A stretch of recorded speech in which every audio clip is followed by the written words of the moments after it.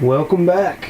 You guys may have seen the previous video where I tested this all-weather paper with several different types of ink and a pencil. Put it in, submerged it in water for 10 hours and came up with those results. If you didn't check that video out, there'll be a link in the description. This video will be using the exact same piece of paper after it has been dried.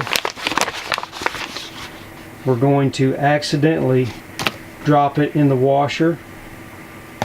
There's soap and a towel.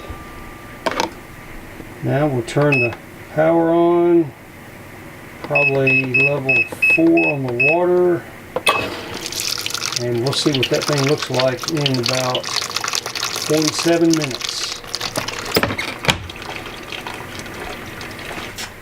And that's the moment of truth.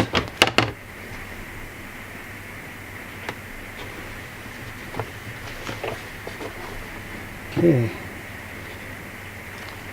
there's the paper. It's got some lint on it from the towel.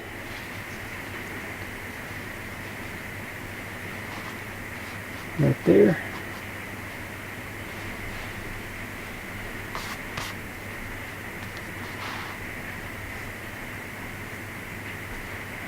The soap detergent washed out the words ball point pen wet a little bit,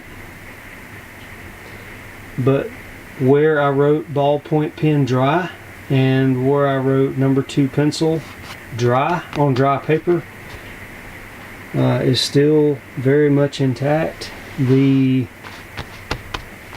laser copier print is pretty much intact,